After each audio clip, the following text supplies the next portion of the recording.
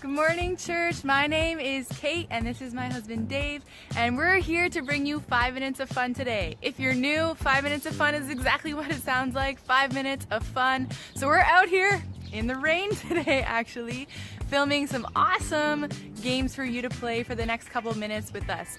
This morning, we're gonna be playing a game called Poser. So what you're gonna have to do is a pose will come up on the screen, and you have to choose one of the 6 that are on the screen to pose. Then we're gonna spin the wheel, one of them's gonna show up, and if you were doing the pose that is on the screen, you get a point. And then at the end, we'll see who has the most points. So to start us off, Dave is gonna demonstrate the poses for us, and then we'll get going. All right, guys, so there are 6 poses that Dave is gonna show you today. The first one is called prayer. So you just gotta put your hands up to your face, pretending that you're praying. The second one is called side kick. So you gotta kick like a ninja to the side. The third one is called foothold. So you just gotta hold your foot, put your other arm in the air. The fourth one is called Egyptian. So you just gotta do like an Egyptian walk, I guess, like the Pharaoh song. The fifth one is called giant. And then the last one is called disco. So there you go. Here we go. Are you ready? All right, fam, let's play Poser. So you want to try to match the pose on the screen. You have a 1 in 6 chance, so the odds aren't that much in your favor. But hopefully you'll still get it. If you get the correct pose, you can let us know in the chat you got a point, and we'll see at the end who has the most points in this game. Are you ready? I'm gonna spin the wheel, so choose your pose, freeze, and then here we go. Prayer! Oh yeah, y'all know we gotta start off our Sunday mornings with prayer, right? The only way to start your day. So if you chose prayer, you get a point. Congrats, and we're gonna keep going to the next round. What will it be this time, I wonder? Foothold! If you chose foothold, you don't just gotta hold your foot, you gotta hold all your points because you got one. Good job, friends. Let's go.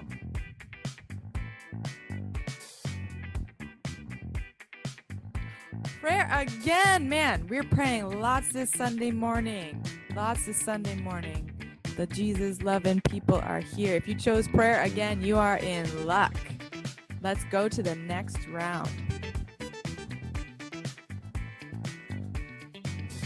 This time it's the Egyptian. This pose reminds me of that Pharaoh song that we used to sing at camp, on the bus, on the way to different trips. It's the best. If you chose it, you got a point. Congrats, and let's keep going. Side kick. Oh, I hope you didn't hurt anyone next to you if there are, or maybe you hurt your foot and kicked the couch. But if you did side kick, that's awesome. Way to go. You got a point. Let's go on to the next round. Egyptian again. Nice. Pharaohs are ruling here. If you did Egyptian, you got your point. Good job. We're going to start going a little bit faster. So choose your poses wisely, but also quickly. Here we go. Foothold again. What's next? The Egyptian again. Let's see. I haven't had some of the other ones yet. I wonder if they'll come now. Oh, giant. If you got giant, you got a point. Congrats, friends. Let's go on to the next one. Disco. I think this is my favorite move, other than prayer, obviously, because like I'm a pastor. But I just love the disco move. All right, next round. Foothold. You've got foothold, you got a point. Egyptian. Nice. Are you ready to choose your pose? Disco. Nice. Points for the disco people in the house. And now the Egyptian again. Whoa. It's a famous pose here tonight. I mean this morning, because clearly it's not night. Foothold. Did you choose foothold? You got points. Got to hold some more of them.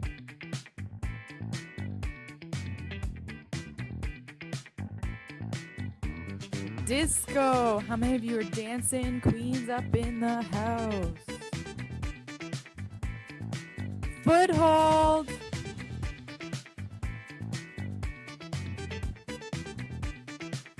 Prayer. Got some holy people up in here. Okay, friends, now we're going to take it to the next level. We're going to go really fast. We'll see how fast you can choose your pose. Are you ready? Let's go. Egyptian. Next one. Disco. Next one. Foothold. Next one. Egyptian again. So famous. Next one. Foothold again. What's next? Can you get it? Sidekick. Ultimate last one. Can you win it? Egyptian for the win. All right, friends. So I want to know how many points you got. I know that was fast. Maybe you lost track. Who knows? All the point was that you had fun. That's the real prize here. So let us know in the chat how many points you got. And hopefully we'll see you next week for another 5 minutes of fun together before the service.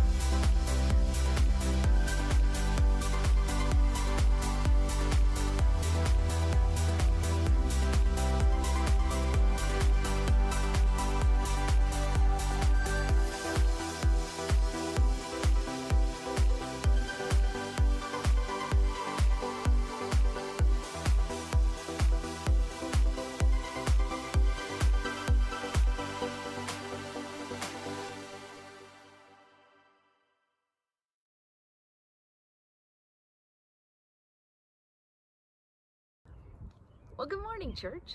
My name is Melissa Urich, and I'm on the staff team here, and I love being able to welcome you to our online service. Here, it's our 9th online service. Can you believe that?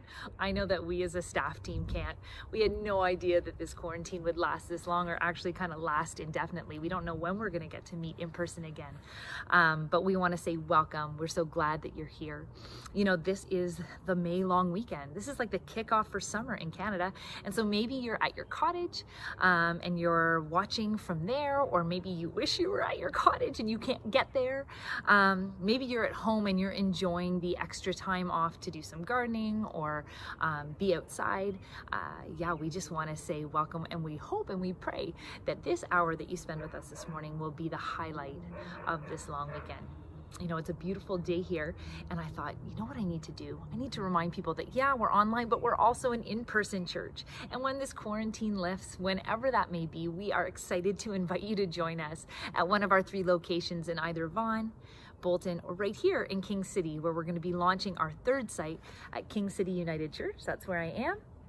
We will be using this facility and blessing this church family, meeting here on Sundays at 4:00 p.m. And so we'll be excited to invite you to join us so we can meet in person, not just on the screen. You know, one of my roles here at The Well is actually to minister to kids and families, and that is just a joy for me. In fact, we already met this morning from 9 to 9:30 for our Sunday school class, and if you have a kid who's like school age or even younger, like a preschooler, they are invited. You can get all that information on our website, thewell.ca, and we look forward to having them join us. But it's kind of a cool thing to be able to be in church all together. There's actually lots of benefits of online church. In my family, it's very popular to be able to come to church in your pajamas. You know, you just roll out of bed and come down and plant yourself on the couch, still in your jammies. For me, I really love being able to get up and get another cup of coffee during the sermon and not feel like I'm being rude or interrupting anyone. But also, being in your living room means that you can actually discuss some of the stuff that you're learning. And so one of the things we usually do in our Sunday school classes is we start our morning off with like a 2-minute chat with a question that kind of primes our hearts and our minds for the stuff that we're going to learn later on that morning. So I thought, I'm going to give you a question for you to discuss with the people who are in your living room with you. If you're at home alone, then I'm sure you know by now that most people are only a text away, me included. So if you want someone to discuss this with, I'd love a text from you, and I'm sure other people in your family would as well. And so my question for you this morning to chat about is, what is authority? And what does authority look like in our lives today? As you mull that over in your head or even chat about that, we would invite you to join our worship team as we sing together this morning. Good morning, everybody. Welcome to The Well. Hope you guys have had your cup of coffee. We're going to sing a song of praise together this morning. Let's sing together.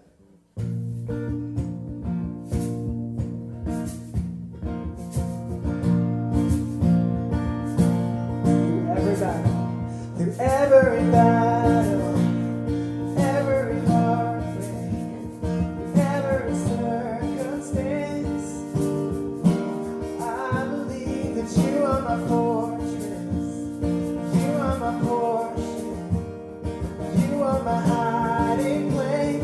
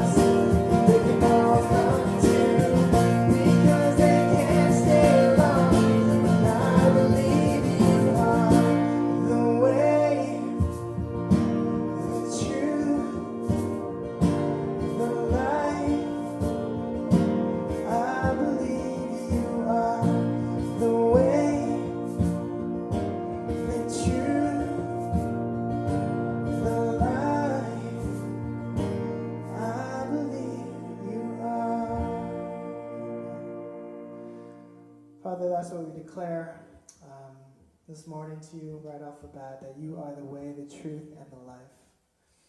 And Father, as we come to you this morning to worship you, we believe, Lord, that there are new horizons in front of us, giving us hope and strength, Lord. And so we continue to praise you for who you are. Come and meet us today, Father.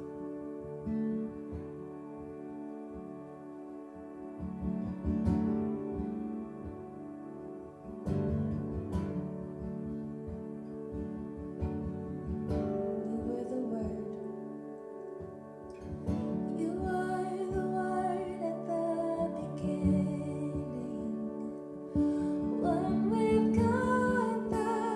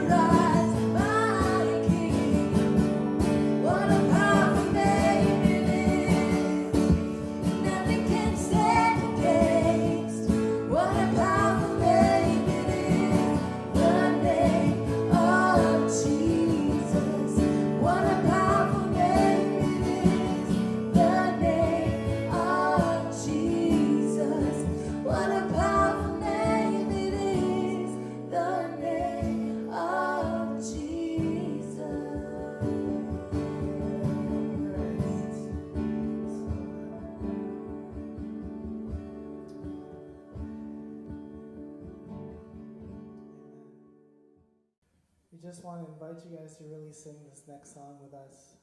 One of the ways we can participate from where we are is by singing these lyrics over the people that are in your heart. So as Michelle and I sing this song over you guys, we really encourage you to join in and bless the people around you with these words. Let's sing together.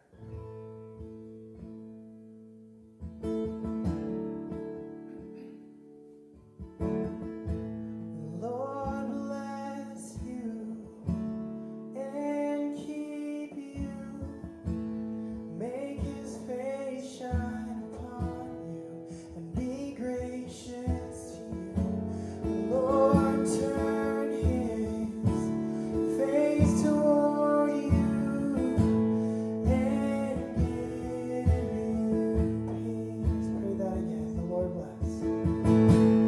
Lord bless you and keep you. Make his face shine upon you. Be gracious to you. Lord turn his face toward you and give you peace.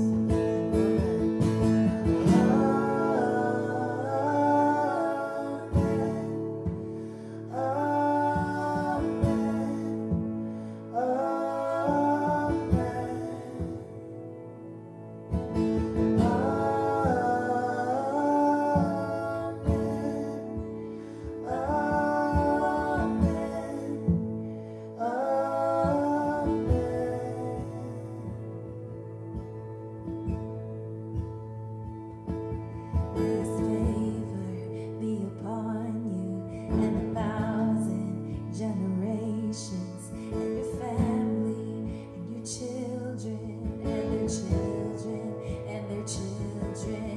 May his favor be upon you and 1,000 generations, and your family, and your children, and their children, and their children.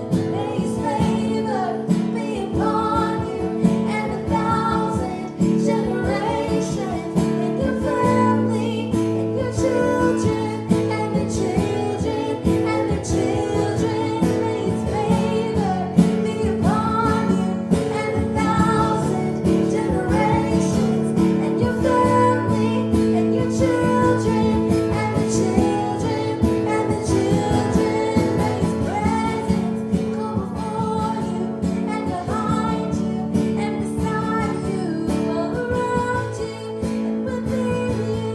He is with you, he is with you in the morning, in the evening, in your coming and your going, in your weeping and rejoicing. He is for you, he is for you, he is for you, he is for you, he is for you, he is for you, he is for you, he is for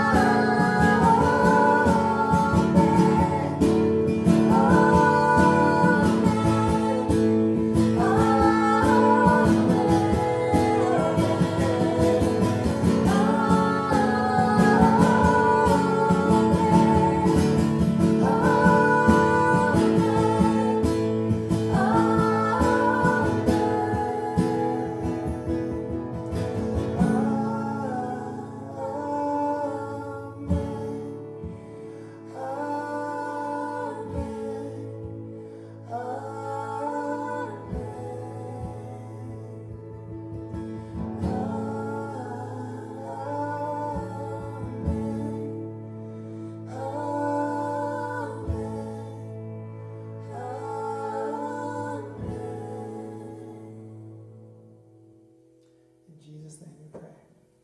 Amen.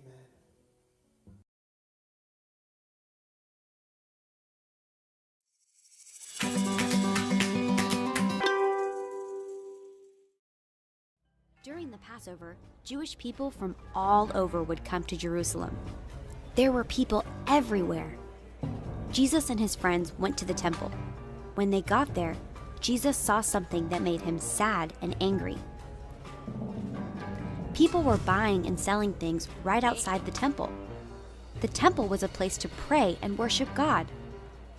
What were people doing treating it like a store?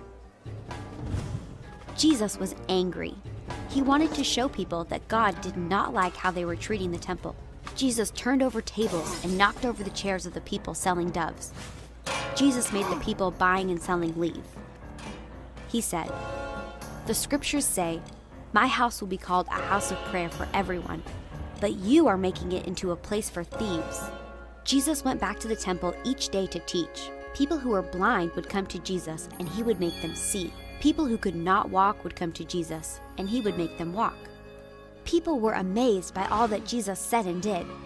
Children started shouting out, "Hosanna to the Son of David!" Not everyone was excited and amazed by what Jesus said and did. In fact, it made some people angry. The chief priests and scribes did not like what the people were saying about Jesus. They said to him, "Do you hear what these children are saying?" "Yes," Jesus told them. "Have you never read the scripture that says, 'You have prepared praise from the mouths of children and babies'?" King David had written those words about the Messiah long ago. Jesus' answer made the chief priests and scribes even more angry. They wanted to stop Jesus, but they were afraid of what the people might do. Who does Jesus think he is? They thought. Does he think he is the Messiah? That is exactly who Jesus is. He is the Messiah God's people have been waiting for all these years. Jesus is the one God had sent to rescue his people. Jesus left Jerusalem and went to the city of Bethany to spend the night. He was getting ready to complete his mission.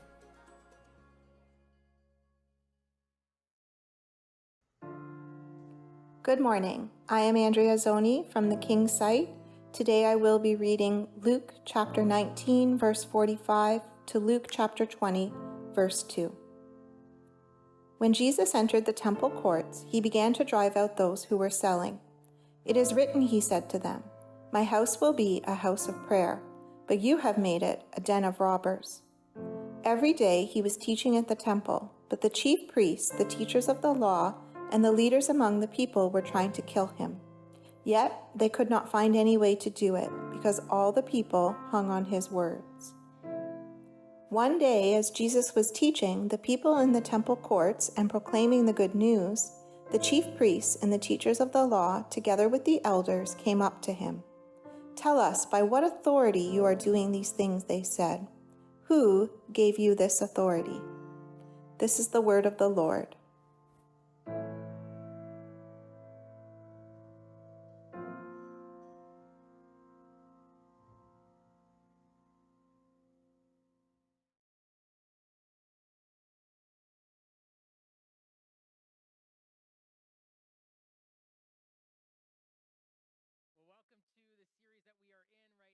Called History Maker. If you're just joining us, or you're just catching up, or you need a refresher, the premise of our story, of our series, is that Jesus and his life is not just something we look back on as historical accounts, even though we have historical accounts of his life, but our premise is that his story, his life has actually changed ours. We look back, or we enter into the story of Jesus because we realize and understand more that it has affected us, that it has changed our lives.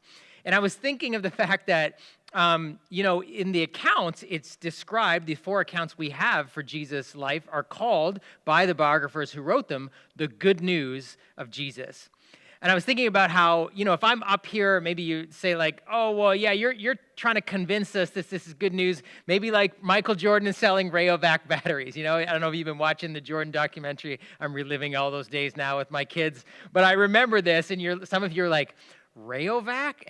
Exactly. You didn't even know that was a battery that existed anymore." And it can be kind of like that. It's like, "Oh, well, yeah, he's paid to say whatever needs to be. He's a hired gun, the pastor, has to say this." But I was just thinking, even as I wrote this particular message and what we're going to talk about today, this is good news that has and continues to transform my own life so significantly. And so I feel so free to just share it with you. I'm excited about where we're going today. And as part of this, what we've been doing during this series is we have some time to take some questions near the end. And so the number will be up there on the screen. If you're having questions as they're coming up, chances are if you have them, other people will have the similar questions. So don't be afraid to text it in, and we'll try to take whatever we can in the time that we have. But I was thinking about how, for me, I grew up in a home raised by two Christians. And my father was an engineer, and then after 13 years as an engineer, he became the pastor of our church. So I not only was growing up in a home with two Christians, but my dad was a pastor, and the church and that whole Christian faith and Christian community was a big part of my life. And I would say, it was significantly a positive experience for me, which I know is not the case for necessarily everybody, but it was for me. And it was something that was, I adopted faith into my own life at a very early age.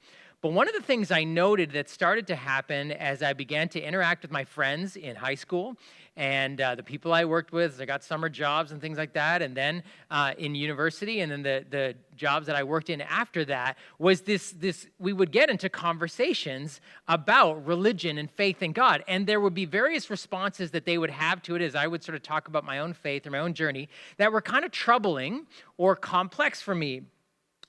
One of them was, well, you were raised with your religion. VJ, you believe that because you were raised in a home of people who believe that. I was raised in a different religion, so I believe that. Or I was raised with no religion, so I believe that. If you were raised in some other home, you would believe something else. And that was sort of causing me to think, okay, well, is that true? And we would have sort of debates about that. And they were never like sort of angry fights or whatever, just like the kinds of things that you talk about as you're talking about ideas in that stage of life.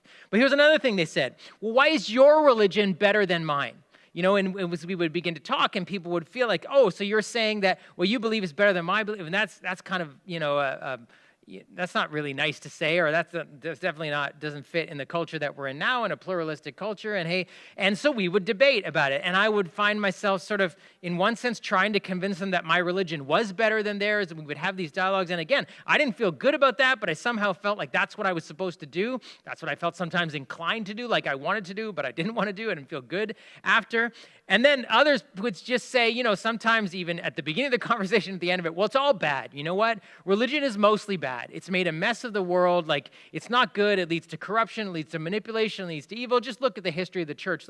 Just look at the history of the world. There's such a thing as holy war, And I was reading about this in the classes I was taking, because I was sort of taking history and philosophy on the side of my business degree, but also in the bars we were talking about this, in the dorm rooms. This was coming up all the time. And again, I would feel something coming up in me that wanted to defend religion, and yet looking at history going, well, I don't want to defend that, but where does that leave me? And so, as I said, it was complex, it was troubling, and it was kind of turning my world a little bit upside down.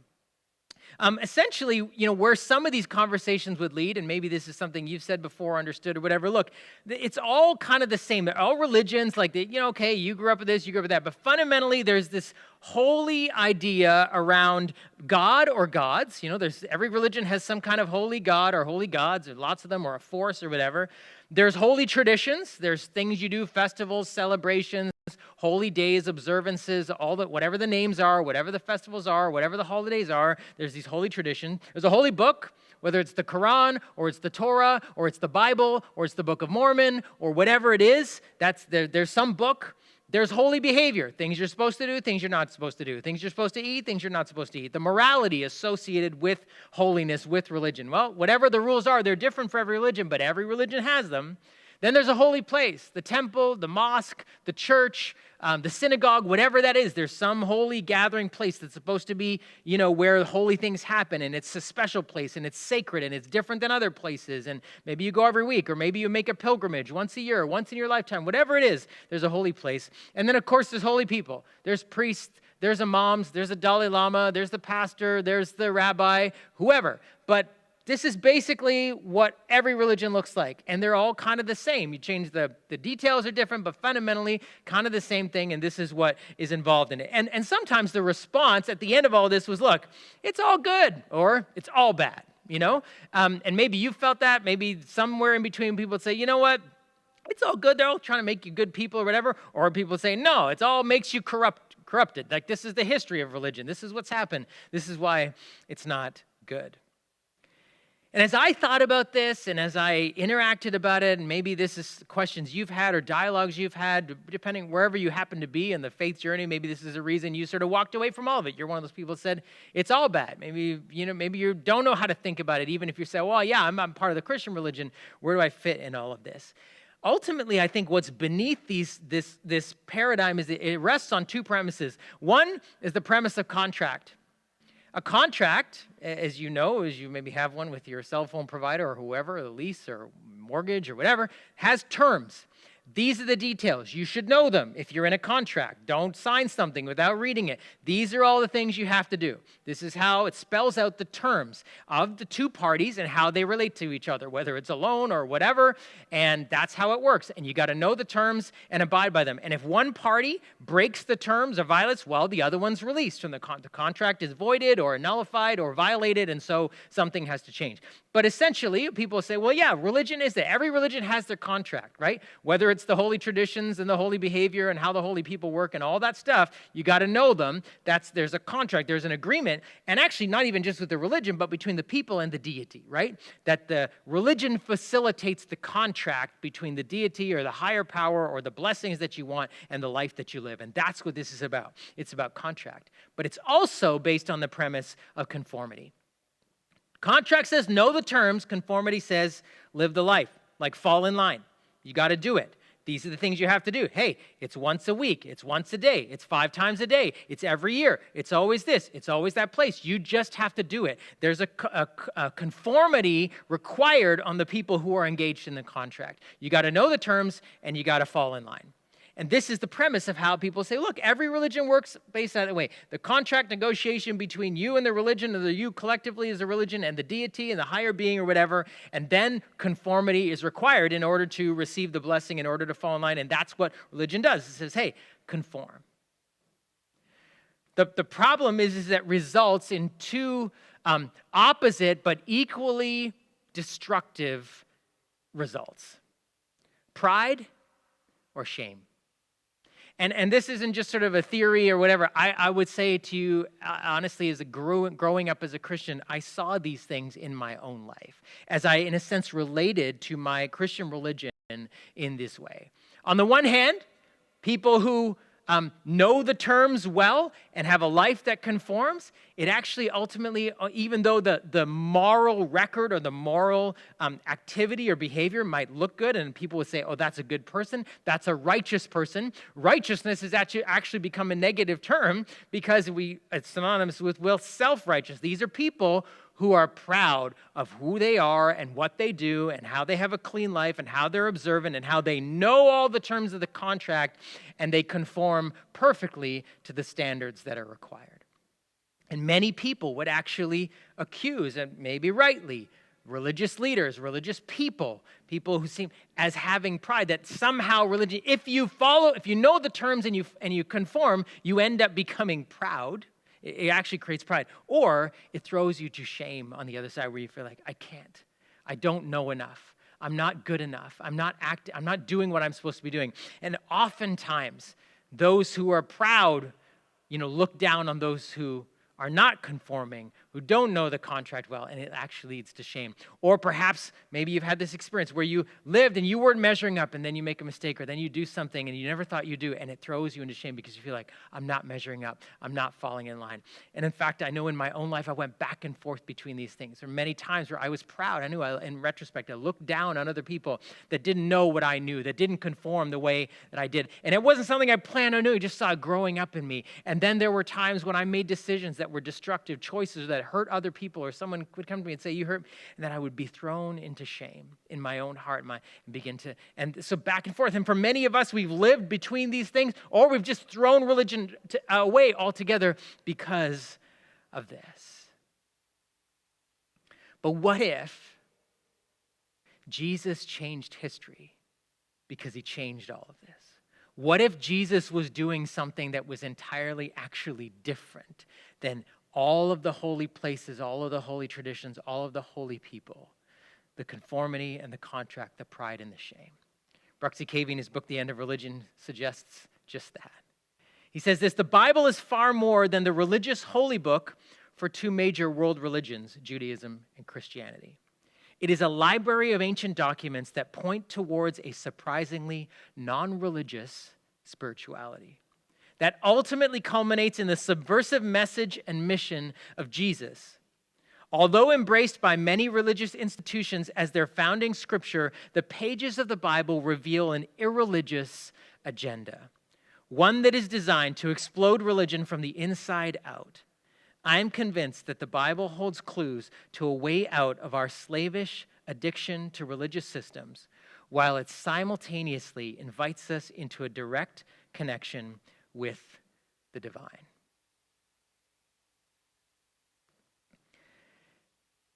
What if that was true?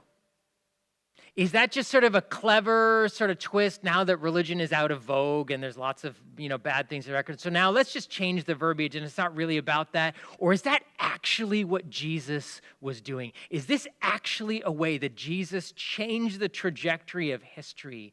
That then now all of us who come after, our lives have been affected as something entirely different, as Bruxy says, a subversive kind of upending or dismantling of religion, inviting us into a direct connection with the divine. The question is that true? And that's what we're exploring today, because I would submit to you that if it is true, it's really good news. And the biographers of Jesus actually wrote about his life and give us clues to whether this is true or not. And we're looking at the book of Luke in particular, one of the biographers of Jesus, as he wrote the accounts of Jesus. Luke was not an eyewitness to Jesus' life, but was close friends. We think his sources were probably Mark and Peter, who were disciples of Jesus, eyewitnesses who wrote it down, and Luke wrote it down after the fact about the life of Jesus. And one of the things you'll find is you read Luke's biography, and we're encouraging you to do that online through our Reconnect blog that not only gives you passages to read every day, but helps explain some of what's going on. Luke describes this journey that Jesus is taking, this movement from Jesus going towards Jerusalem and towards the temple. And in terms of Jesus moving towards Jerusalem, this wasn't just sort of like a map lesson or, Jesus world tour and he visited here and he visited here. The movement of Jesus towards Jerusalem was significant because the temple was in Jerusalem.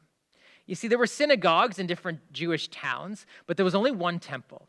And the temple was considered the center of Jewish life and faith. They didn't live in a culture in a day when they would see sort of their political life and their vocational life and their family life and their religious life as sort of separate. They were all integrated. God was at the center. The temple was at the center of all of it. Not only that, the temple was where the religious leaders kind of lived and operated out of. So everything significant, everything having to do with God, this was the center. It was located in the center, which was the temple.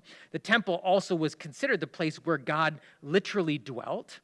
And so people would go there once a year during Passover. The city would get to about 3 times the population because Jews would make a pilgrimage every year to go to Jerusalem.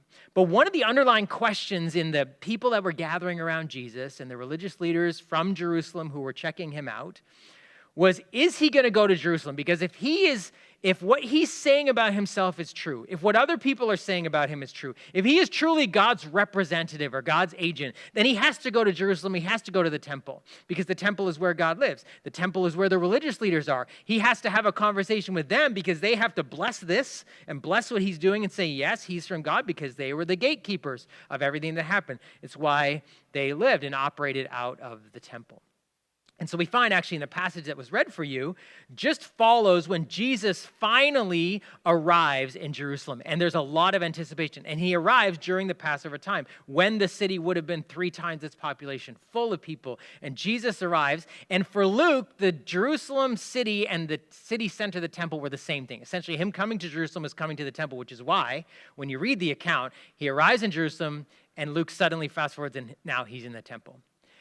And Jesus comes into the temple and he does something really unexpected. He goes into the outer courts, which has been a large area. And the passage described for you there that there would have been people with tables set up who were selling animals so that people coming in from out of town could buy animals to sacrifice, because that's what you did during the Passover, and that's why they were all there. And because there was 3 times the number of people in the city, and they weren't going to carry their animals on their back for a 100-mile journey or whatever, they needed to buy them. So they needed to change currency. So there's all this buying and selling of animals and noise going on. And Jesus comes in and starts kicking over stuff, turning over the tables, and chasing people out. It's quite a significant display, like it was actually a demonstration. We know he didn't clean the whole place out because it was quite a significant area. But imagine him like turning over a whole bunch of things and pushing it out of the way. And he says this loudly as he's doing it. My house will be a house of prayer, but you have made it a den of robbers. And there's something really important about what he said. First of all, because he was quoting an Old Testament prophet, Jeremiah, a few hundred years before. And the people listening would have known that, and it says the religious leaders were around watching him. And so he's quoting something, and yet he's bringing it into the present, saying, remember how Jesus said, previously when he was reading scripture, this scripture is fulfilled. This was a way of Jesus saying, this is what's going on now. I'm fulfilling this, my house. And he was acting like it was his house, because the scripture in Luke actually tells us he cleared the place, moved it over, started demonstrating and speaking loudly, and then began to teach there. So he's saying that my house will become a house of prayer, but you, who's the you, have made it a den of robbers. He was not just talking to the people selling it, and they wouldn't have been religious, like chief priests or anything like that. They were just money changers. And there they are. And Jesus is saying, you have made it a den of robbers, in the listening earshot of all of the religious leaders, and they knew he was talking about them. You see, the robbers that he was quoting from Jeremiah and in this present wasn't simply about the people who were like taking money because they were selling animals. They needed to do it in order to sacrifice the animals as part of the system that God had set up. So why was he calling them robbers? This wasn't just sort of judging commercialism in the holy place. The idea of the religious leaders being robbers, which is actually what Jeremiah was talking about, saying you are robbing the people, you are separating people away from God. You are robbing them of me, and you are robbing them of the justice and the kindness and the goodness they deserve, all of what Jesus had been talking about.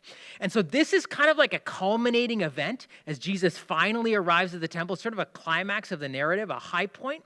And Jesus is pronouncing, in a sense, a judgment on both the temple and the temple leaders, on the religious leaders, saying, you have made a mess of this. You are illegitimate leaders. You are robbers. This is what Jeremiah was talking about. He's talking about you. And it's interesting because we know this is what he was saying, because the response of the religious leaders is, we're going to kill you. They don't say it to him, but it says that's what they plotted to do. Why? Because he made a mess in the temple? No, because he was saying to them, this is my house. I have the authority here. He began to teach, and you guys are corrupt and bankrupt and now discredited religious leaders. And they would have responded saying, we're going to kill you. You can't talk to us like that. You say, how do we know? Well, this was actually the problem they had had with Jesus all the way along, that this was now coming to a head in a very public place, in the place where they supposedly had control and authority. And now he was saying to them what he had been saying all along was, this is not right. This is my house. I'm cleaning house. I'm taking over. You guys don't have the authority anymore. And in his essay in the book on So he says that, and then he continues on, and Luke says right after, he says this, clears house, and he begins to teach in the temple, and this continues on. One day, as Jesus was teaching in the temple, the people in the temple court, so now he's and he's established now, this is where I teach from, and proclaiming the good news, the chief priests, pay attention here, the chief priests, the teachers of the law, together with the elders, came up to him. Now, this is now coming to a head, the whole thing. They already, behind closed doors, are saying, we're going to kill him. Now they approach him after he's done this demonstration in the temple. And they come to him later, and it's the chief priests, the teachers of the law, and the elders in the temple. And this is significant in terms of who all of these people are. And I think in Luke's account, it's the only place where they're all together, actually. The elders represented the traditions of the people. They were the ones that said, these are the holy days, and they were the ones who interpreted and made sure people followed the traditions. They were the keepers of the traditions, right? Remember, holy traditions. The priests, they were the people that accepted the sacrifices. on behalf of the people for their sins, and they were the mediators between God and the people. The priests went between the people and God, brought God to the people, brought the people to God. The priests had a very important role of being the go-between. The teachers of the law were the ones that interpreted the holy book. They taught the holy book. They taught the holy rules. They were the ones that described the holy behavior, not just the traditions, but the morality and how you're supposed to live and how you're supposed to conform and be observant. And they were in the temple, which is God's house. And so all of this is happening now in the middle of the temple, where these people who represent the entire religious system in the center of religious life in the temple come up to Jesus and they say, "Tell us by what authority you are doing these things." They said, "Who gave you this authority?" This question of authority was them saying, the stuff you are saying, the stuff you are doing, you don't have authority. These are almost rhetorical questions. It's kind of like the vernacular. Who do you think you are? You can't do this. And that's why they say who, because they said, who has authorized you to talk like this and to teach like this and to act like this and to say these things about the temple, about the traditions, about the law, about the holy book? Who are you? We have not authorized you to say that. You can't talk like that. And we are the ones who give authority. You don't have it. Who are you to talk like this? And really, they were not just talking about what he had said and done in the temple, but that was a culminating event of all of the stuff that had been going on. As one author says, Jesus and his followers regularly had associated with and cleansed unholy persons. They also disregarded the purity lines around holy behavior, like around food laws, when you're supposed to eat what. Holy times, Sabbath and fasting, are also violated by Jesus and his companions. And finally, holy places and personnel are criticized and disrespected. This is why they were saying to him when they say, "Who gave you the authority to do these things?" These things. You have dismantled, disrespected, violated all of the stuff that we hold together as a part of their religion. And they were completely upset about it. It's why they wanted to kill him, because Jesus was essentially saying to them, this is not the way it's supposed to be. I speak on behalf of God. That's why he cleared the space. In a sense, think about this. This is kind of a physical visual that he was giving as Jesus kind of clears the space, criticizes the leaders, and then steps into the middle of it and begins to teach as the one who has authority. In fact, one of the other Gospels, when they ask him, by what authority, what gives you the authority to do this? His answer was, destroy this temple in 3 days and I will rebuild it. And they said to him, that's absurd. It took 7 years to build. How are you going to destroy it and rebuild it in 3 days? What was he talking about? He was talking about himself. He was actually using the temple, like replacing the temple with himself and saying, I am the new temple. Destroy it in 3 days and I will raise it again from the dead. And this is what he was saying. Jesus was essentially taking and looking at all of their religious system and saying, it's done, it's over, you don't need it anymore, and discrediting the religious leaders who were still holding this thing. And this brings us to the point to understand what Jesus and, in fact, the New Testament writers after him were saying. You see, Luke was actually writing this after the fact, right? After Jesus' life, after he had said all these things, and these things were now, at the moment when it was happening, the disciples would have been like, Jesus, what are you doing? Like, you can't, why are you saying that? You can't, don't you know you're going to get yourself killed? Which is exactly what happened.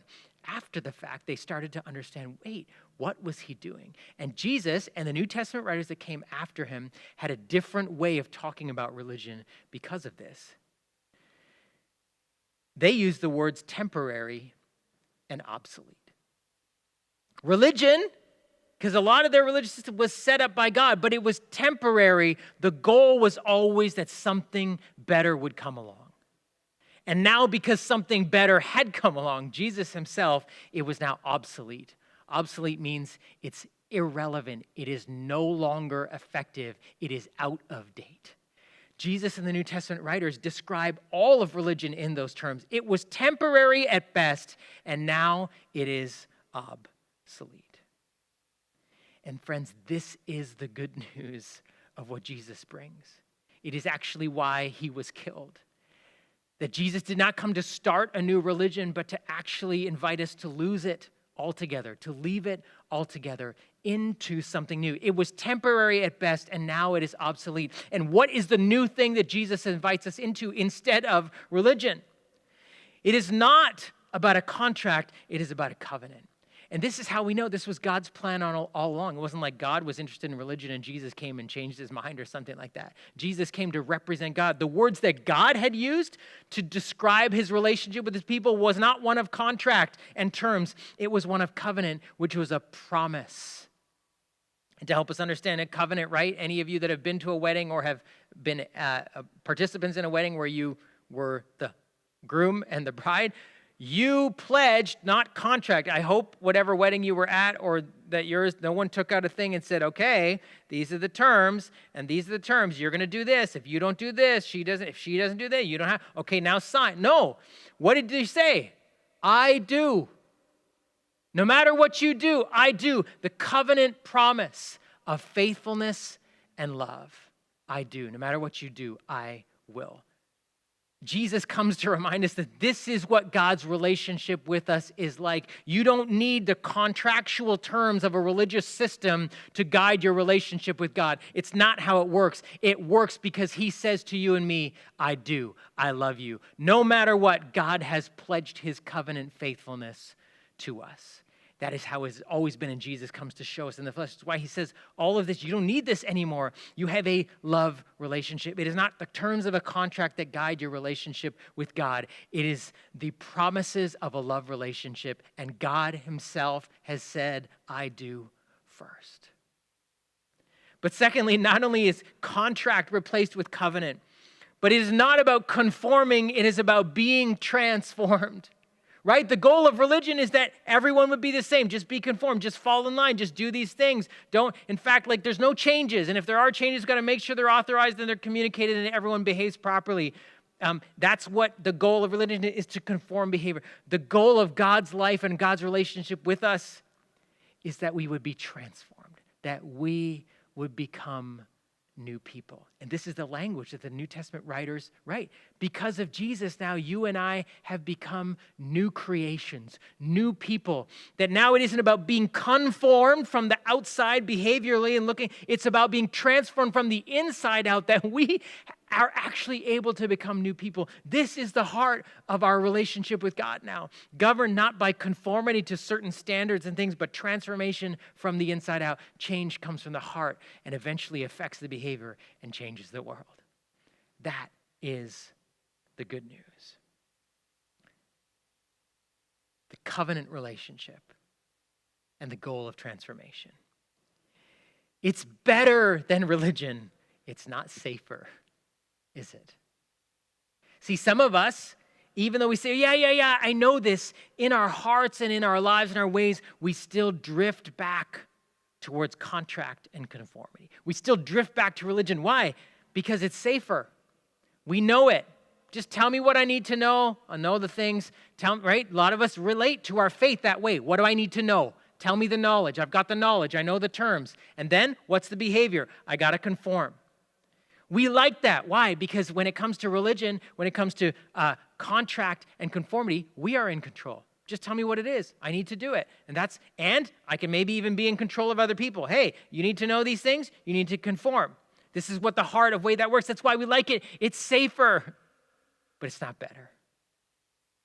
God has actually come to rescue us from the pride or the shame that inevitably comes from a life like that into something that says, no, this is about an I-do relationship between me and you, which is not safe, right? We say, I do to God, no matter what, I will follow you. No matter what, I will love you. What if God asks me to do something I can't do? What if he asks me to take a risk I'm too afraid to take? What if I sacrifice and it doesn't return to me? What if I give up my life and he doesn't give it back to me? That's dangerous. It's actually why many people don't get married anymore. It's too dangerous of a commitment to make to someone. Well, could I actually make that to God? God could ask anything of me? That's not safe. It's not, but it's better. Transformation, that's not safe either. Conformity, just tell me what to do and I'll fall in line and everything can stay the same, no disruption. Transformation sounds beautiful, but it's dangerous, isn't it? C.S. Lewis said it this way: imagine yourself as a living house. God comes in to rebuild that house. At first, perhaps you can understand what he's doing. He's getting the drains right and stopping the leaks in the roof and so on. You knew that those jobs needed doing, and so you are not surprised. But presently, he starts knocking the house about in a way that hurts abominably and does not seem to make any sense. What on earth is he up to? The explanation is that he is building quite a different house from the one you thought of. Throwing out a new wing here, putting on an extra floor there, running up towers, making courtyards. You thought you were being made into a decent little cottage, but he is building a palace. He intends to come and live in it himself. Friends, this is why, even though covenant and transformation are not safer, they are so much better. They invite us into the love relationship we were always meant to have, and they invite us into become the people we were always meant to be. And this is why Jesus says, religion, it was temporary, it is obsolete, you do not need it anymore.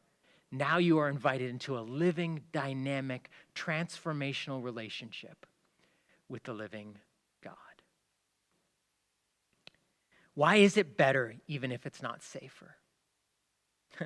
Because it's completely one-sided in the best sense of the word. It's better even if it's not safer. Why? It's completely one-sided. Why? Because it depends entirely on God and his faithfulness. Not on us and our conformity, us being perfect, and God says, hey, you violated the contract. It's not how it works. It depends entirely on his faithfulness. And the scriptures say, you know what? His character is to be faithful. He cannot be anything other than faithful. The scriptures, that's why it described as high as the heavens are above the earth, so great is his love. As far as the east is from the west, so far as he removed our sins from us. That his love is deeper than the deepest oceans. That's why it says it is so much greater than us. It is completely a one-sided thing. This whole thing depends on him and his faithfulness and his love, and he is good for it.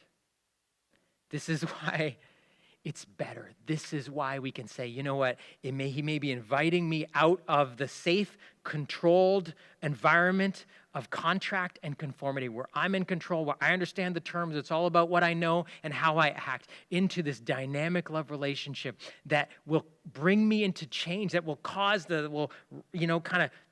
sand away or rub against the rough parts of me, that will change things, that will rebuild new things into this house of who I am. And yet it's better because he's good for it and he loves me. Now, before we kind of finish, maybe there's questions that are coming up for you as you've been listening, and I want to invite you even as you listen to this next song, which is really just about how our whole life with God is based on Christ alone. That's what this is. And so maybe if the song's familiar to you, you can just kind of rehearse it and say, yes, it's you alone. And if the words are new, you can say, oh yeah, it's not about those things I don't need anymore. It is about him. And then if you have questions, text them in and we'll have a chance to take them up in a few moments. In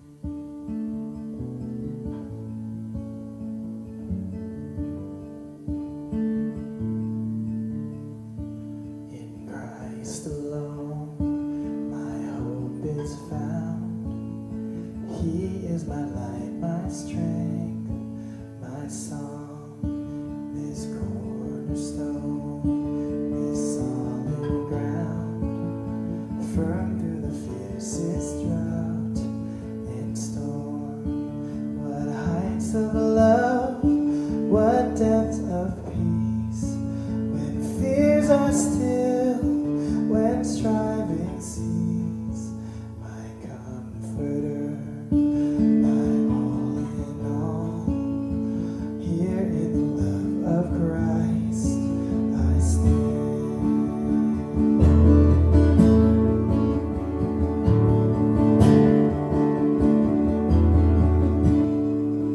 In Christ alone,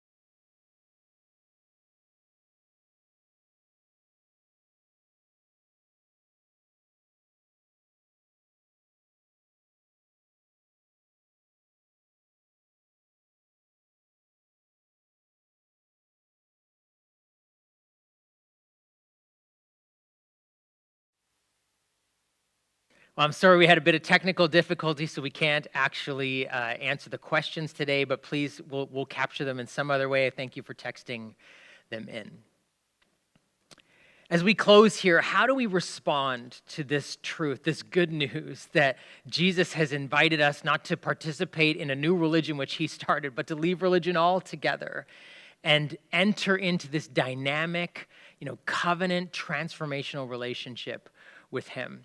I think the first one is to say, for some of us, we need to say, yeah, okay, I need to lose my religion and say, I do. Now, for some of you, that may be the first time to realize this isn't about knowing the terms of the contract and conforming to a set of behaviors. It's actually entering into a relationship with a God who has first said, I love you to you. And so that may be scary, but there may be something in your heart that just says, oh, I know that's for me. I know that's true. And so you can do that even where you are and just say, God, okay, I'm leaving behind, trying to be good, trying to get better, trying to do good and know all this stuff. I want to enter into a relationship with you. I don't need religion anymore. It was temporary. It's obsolete. I need you. And so if that's true, you can just tell him that and ask him to take over as the one who leads your life. Even though it's scarier, it's better. And so you can do that right now. And if you do, I'd encourage you just to contact one of us. We'll have a contact information at the end of the service. You can send it because you're not invited to enter into this relationship alone. We have a whole community as we journey together. And so I'd encourage you to do that. And then for some of you, maybe, you say, yeah, I know that. I've been a Christian. I've been a follower of Jesus. But you see that drift in your life to saying it's all about kind of what I know and conforming my behavior. It's safe and I'm in control. But there's no love in your relationship with God. You realize the passion is missing or the passion is gone. Maybe this is a day for you to say, oh God, rescue me out of that thing that's temporary and obsolete, that is just there, whereas I'm in control. Invite me into that relationship with you again. Make it alive in me again. And to help you with that, maybe some of you, this is another thing I want to encourage you to do, is ask someone close to you this question: how have I changed because of Jesus? Right? If this is about a transformational relationship with the living God, then we should be changing people. We're not who we want to be, but we're not who we once were. Right? That's the hope. I'm not who I want to be in my fullest belief and dreams about who I was meant to be, but I'm not who I once was. I know I'm changing. And I think all of us can say that in some way, but sometimes we need to recognize where that's happening. So you may want to ask someone close to you. And it could be a really encouraging conversation as they say, oh yeah, you used to be a lot more like this, but now you're a lot less. Or you were never like this, and now I see this. I notice this about you. Could be a friend, it could be a parent, could be a sibling, could be a spouse. Or they may say, oh no, you've kind of been stuck. And that may be a loving way to answer that question if someone asks you that and say, actually, you've been a bit stuck, or this part hasn't quite changed. It's not meant to be a dangerous conversation. It's meant to be safe, but one that invites you and to say, okay, Jesus, keep on changing me. Don't stop. Every healthy, vital relationship with God, because the relationship, it keeps growing. We keep changing. Love deepens and the life keeps changing. And so I just want to encourage you with that, is saying you're not meant to be in this static place. If God has invited you to lose your religion and enter into this life-changing, life-giving relationship with him, it's about deepening your love for him, deepening your awareness of his love for you, and growing as a person as you are changed. And so I just want to bless you with some courageous conversations this week with the people that are close to you, with God himself. And by all means, invite others in to share with them, and you're going to have a chance to do that in your home group this week. But if you're not connected, by all means, reach out to one of us on our staff. Well, as we close today, just a couple of things for you. If you're new here or you need help in some way, I want to invite you to reach out to thewell.ca/contact and reach out to one of us on staff. And that's if you just want to find out more about the church, you want to get connected into a home group, if you need some financial support or help or someone to pray for you or healing prayer or whatever right now, we would love to be able to do that for you. If you're looking to give, you can also do that online on our website. And as stuff is changing all the time, please keep checking in on the website for new information on how things are going. You can sign up for our mailing list there. And then a couple things to let you know about. We have our midweek, midday, grounded, half-an-hour prayer meeting. That's a Zoom. You can find that online. And then if you're youth in junior high or senior high is grade 6, 7, 8, senior high grade 9 to 12. Every week, Friday night, youth at the well, junior highs at 7 p.m., senior highs 8:30 till I don't even know when. I can't even stay up anymore. I go to sleep before it's over. But would love for you to connect in that way. Otherwise, have a great rest of your long weekend. God bless.